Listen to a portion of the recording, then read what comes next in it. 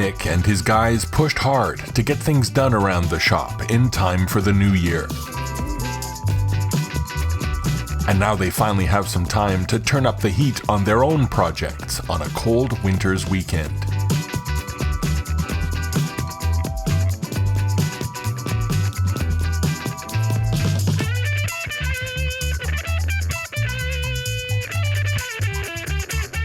It's all right here. Here's the original leaf springs that come on a Hemi car, 6-pack car, and a 440 car. And these are the pieces from the springs that came with the car. Instead of taking the old springs apart and sandblasting them and fix them up, I bought a set of new ones and replaced the two lower pieces which are here with the numbers, because the new springs that you buy do not come with any numbers like this. Come. If you see the ones I bought from Mopar Performance for the E-body, they're all here. And the numbers over here they have are Mopar Performance numbers. So what I do is I replace the last spring with the old one with the correct number, and then I install them on the car. And there you go. And there goes the rear suspension. And of course, we have a long way to go. I started buying a lot of these little things. I cleaned out my axles. I got my filler tube for the gas tank. I got brake hoses, spring kit. Then I got a whole bunch of rear seals, bearings for the front disc. Anyways, it doesn't matter. Still have a long way to go. So now if I could get my sandblaster working, which broke down last week, I ordered a new electric motor for my sandblaster. So I can have these sandblasted, make them look new, and install them on the new springs, and then onto the car. The only thing I've done to my car so far, installed the fuel line, the 3/8 feet, and the 1/4-inch return, and of course the K member that was powder coated in black. The next thing I got is, I wanted to put the pedals in, but you know what the problem is with the pedals? The pedals are made for manual brakes. It's a non-power brake car, it's a non-power steering car. I'm installing power brakes for the reason is that because I build a lot of engines with the with power brakes. So for that reason, I'm going to put a power brake booster on my car so I can show people. Power steering I'm going to install for the reason is because when you have old, your arms are getting no, because listen, you turn quickly. when you put a rim blow steering wheel like they had in the movie in the film Kawasaki, when you have a rim blow steering wheel and you have manual steering, when you go to turn it, you got to pull hard. And as you're pulling hard, you're squeezing the rim. And the ring, the horn, is on the steering column. As you pull hard, it blows the horn. And for that reason, I'm going to install power steering so I can make it much easier without pressing the ring. So when I put a rim blow, I'm going with power steering. And of course, I build engines with a lot of my clients have power brakes. I want to build an engine with a little cam to show enough vacuum with power brakes. And as a demonstration, I'll let them try my car to see how power brakes work with the cams I choose.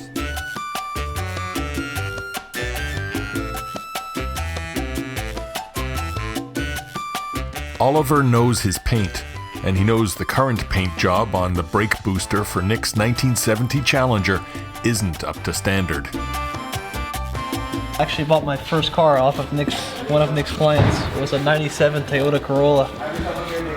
It's because of that car I was able to save up and buy my Camaro.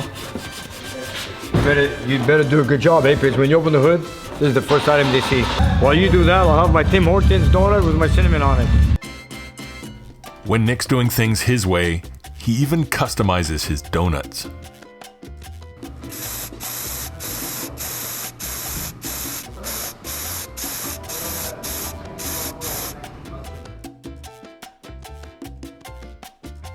In the engine room, Nick has run into a complication as he assembles this 426 stroker.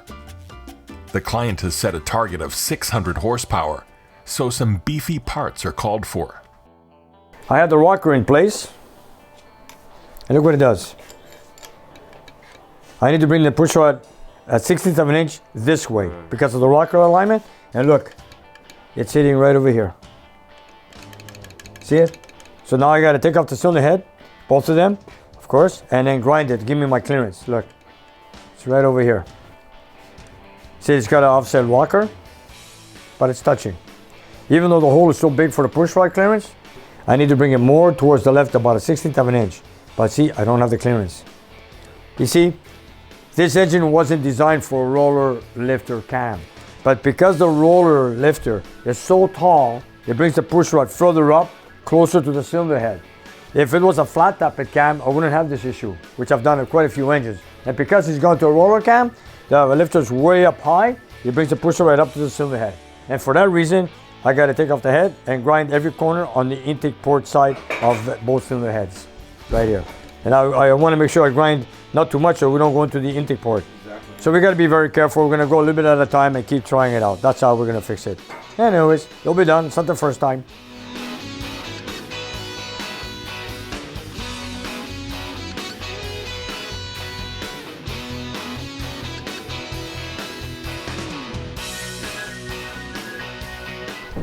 See, we got to center the rocker in place like it is.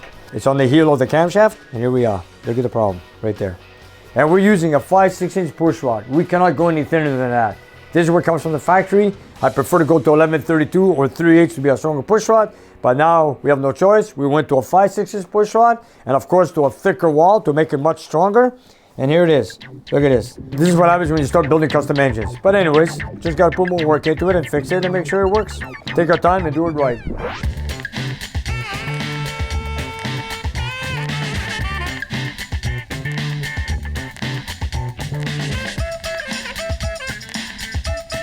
Nick really wants to get back to his 70 Challenger U code.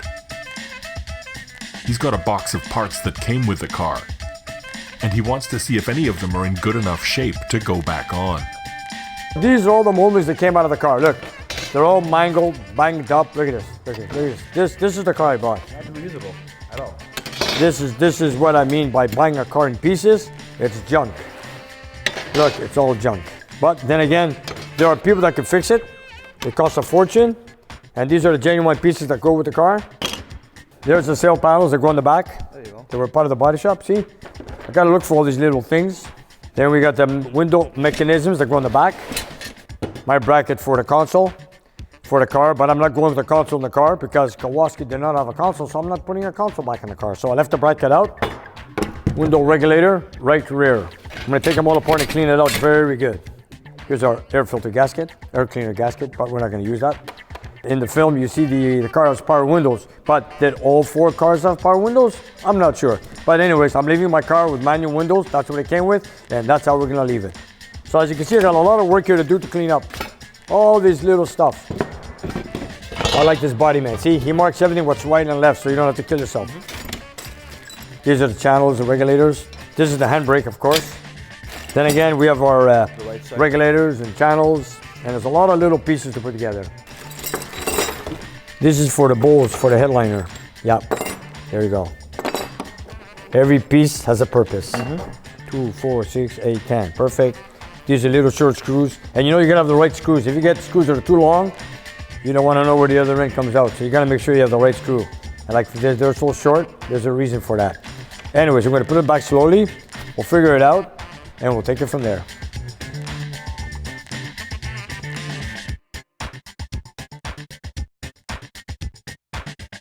I could go and count every piece, but then again, I don't have the time right now because I got a lot of things to do here.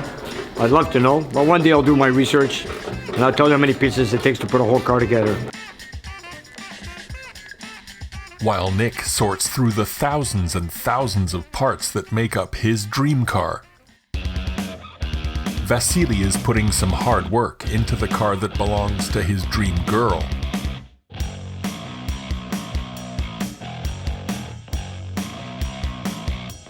Christina's big block Chevelle is in the shop for some major work.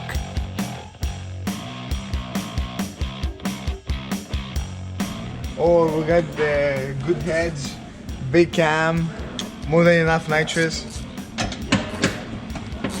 It's gonna do good. He wants to race, but it's gonna be a street-driven car.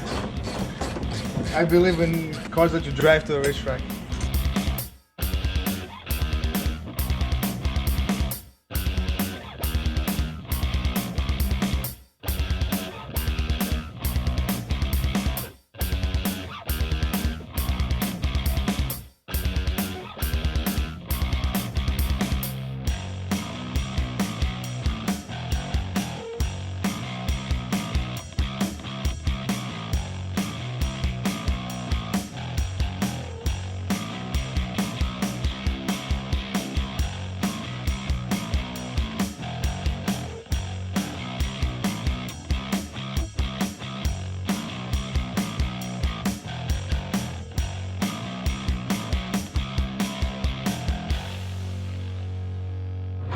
We're gonna be putting a 8-point roll bar a giant point rollbar from Competition Engineering.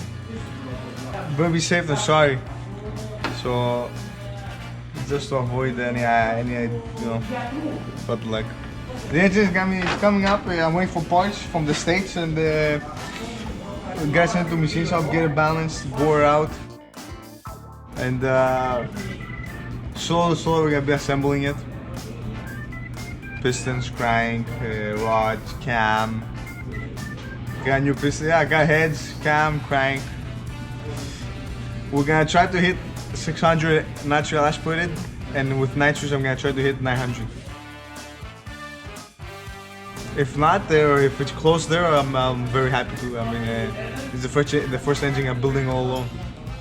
Vasily has built many engines for Nick's clients, but he's building this one for the love of his life.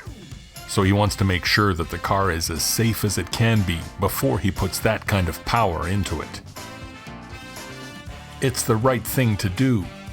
When people trust Nick and his crew to work on their cars, he doesn't want anyone to roll away from his shop unless they're safe.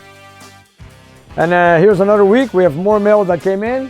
And I want to thank everybody for sending me all these packages I get every week. And it's very thoughtful from everybody, from a lot of viewers. And I want to give them a special thanks.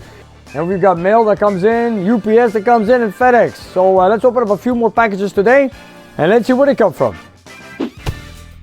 And this one here is from Dutchland. I believe it's Germany. Nope, I've never been to Germany. No speed limit, eh? There's a highway there, there's no speed limit. But you know what? I sure like to go to the Autobahn and run my Hellcat there. Here we got a 340 Duster in Germany. Ah, wow. And this is from Timo. Nice car you got there. My mechanic Oliver, his origin is from Germany. Here it is, flag of Germany. Timo, thank you very much, Timo. And what have you got here? And this is from Alan from Kentucky, USA. What is that, GT? Oh, get on it. That's what it stands for. Nice, from Kentucky. Thank you, Al. I'll put it somewhere in my shop. And what do we got here? This is from Louisiana, from Joseph. Okay, let's see what we got. Acadian flag. Oh, let's see. Let's see now. Here it is. I see the fleur-de-lis there. Yes, here it is. Thanks, Joe. Here it is, the Acadian flag. Take care, man. Thank you. Nice letter. And I love the history on this. Thank you. Thank you, Joseph. I'm going to put it up in my shop. And this is from Lenny. Lenny. Ah, Michigan. Is this the Lenny I spoke to on the phone once? 66 Charger 383. Hey Nick, love your videos. Lenny from Detroit. I knew it was from Detroit. Lenny, here it is. Motor City, one of my favorite cities. I believe you sent us to, oh wow. Check it out, man. Here we go. Lenny, thanks a lot. And send me an email anytime you wish. And hello to all my viewers in Michigan, Motor City. And where does this one come from? John, all the way from Australia. Here we go. Here it is. Hello, Nick and team. I enjoy watching your shows and everything you're doing in the workshop. The Malta flag from John, Australia. Nope, I don't think I have this flag. Here it is. The Maltese flag. And here we have a package that came in yesterday in person. If you guys seen one of my latest videos, that little girl came in named Ellie. She wanted to take a picture with me for her grandfather in Ontario. And she came in person last night and she brought me this. And she asked me if I wanted anything. And I told her, since you're going to visit your granddad in Ontario, the only thing I don't have is, I don't have the flag of Ontario. So, and she brought it in last night in person. And I wanted to give a special thanks to Ellie. And I wanted to say, her granddad, Tony, thank you very much. And I also received your letter. She also gave it to me. I read it. And I read the letter last night and it's very touching. And I want to say a special thanks to Ellie and the whole family for watching us, joining us, and thank you for everything. And I want to say as a very special thank you to all my viewers, because today I believe we're going to hit the 10 million mark on views on our channel. And I want to thank you guys, because you're the guys who brought me up there. So a very special thanks. Subscribe and like, and I love you guys. And here we got another parcel, the last one for today. And this is from Bull from California. Here's another flag which I don't have. Let's open it up. Here it is. There's Santa Claus on the beach, probably in California. And I believe this is the t-shirt. Let's check it out. Yep, there it is. Nick, it's you! What? It's you! Well, it is. Nick's Garage. The Godfather. Yeah, it is. I didn't know that. Check this out. Bo, thanks a lot, man. This is something unique. I didn't expect this. Who's that on the t-shirt?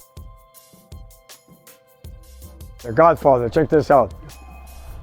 Wow. Oh, this is when I'm leaning on my Challenger. There it is. That's Bo. Bo, thanks a lot, man.